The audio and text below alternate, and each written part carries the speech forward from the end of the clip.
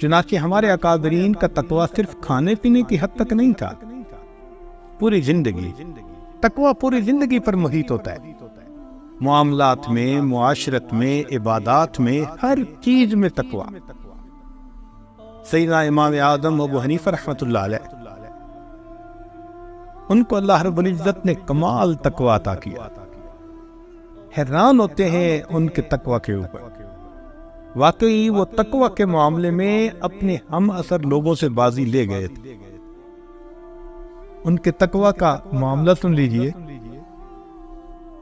ایک بندہ مسئلہ پوچھنے آیا، حضرت میری بکری گم ہو گئی، بتایا کہ بھئی یہ کر لو، وہ چلا گیا۔ اب دوسرے بندے کو بلا کے پوچھا کہ بکری کی عمر کتنی ہوتی ہے؟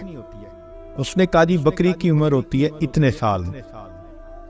جتنے سال اس نے کہا اتنے سال بازار سے بکری کا گوشت خرید کر کھانا چھوڑ دیا کہ کہیں یہ وہ چوری کی بکری نہ ہو۔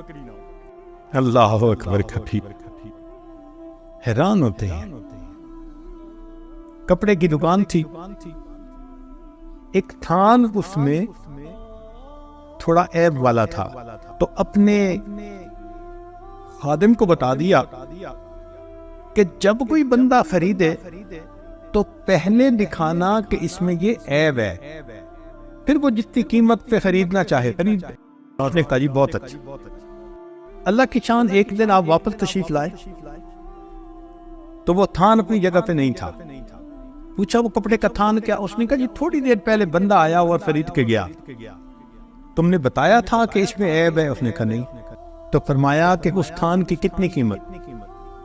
جتنی قیمت اس تھان کی بنی تھی پوری کی پوری اللہ کے راستے میں صدقہ کر دی، میرے لیے استعمال کی ضرورت نہیں۔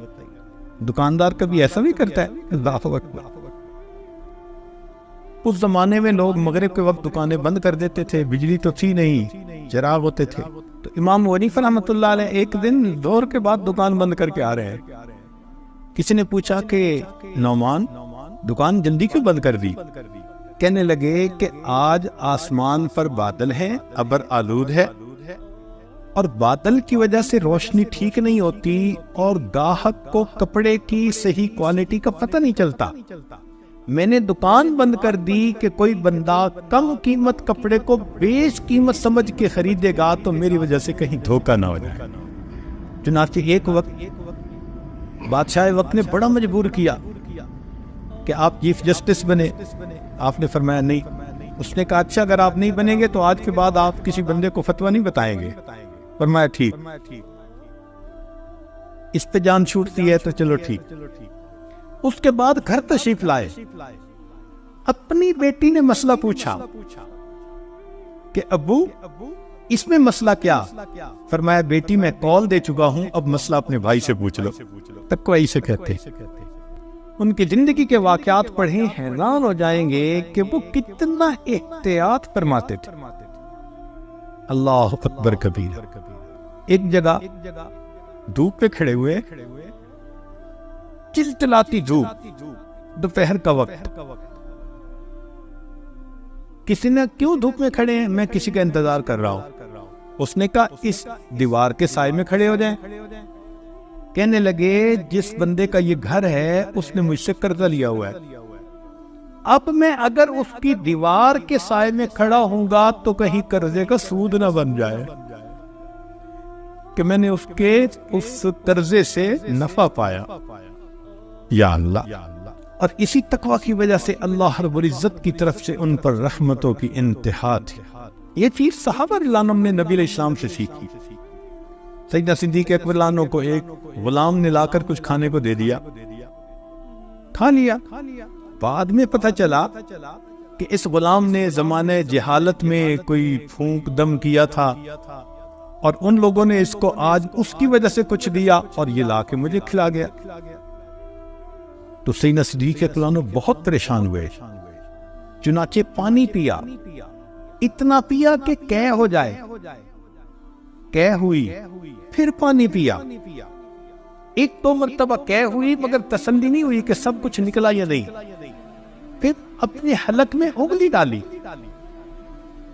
قے کرنے کے لیے جب انگلیاں ڈال ڈال کے قے کر رہے تھے، تکلیف بھی ہو رہی تھی، تو دیکھنے والے نے کہا کہ امیر المومنین اتنی تکلیف پہنچا رہے ہیں۔ فرمانے لگے اگر مجھے پتا ہوتا کہ اس کھانے کا آخری ذرہ میری جان کے ساتھ نکلے گا، میں پھر بھی اسے نکال دیتا۔ یہ تقوی صحابہ کرام میں، اور وہاں سے پھر یہ اولیاء اللہ کی زندگی میں آیا۔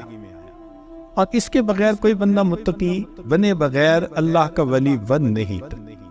ولایت کا نور حاصل کرنا چاہے تو تقوی حاصل کرنا پڑے۔ پہلے وقت میں تو یہ تقوی بہت ہوا کرتا تھا، ہمارے اکابرین متقین تھے۔ چنانچہ ایک عالم بیٹھے تھے، ان کے پاس ایک بوڑھی عورت آئی، اس نے آ کے مسئلہ پوچھا، کہنے لگی کہ میں چاند کی روشنی میں سورج سوت کاٹ رہی تھی، رات کو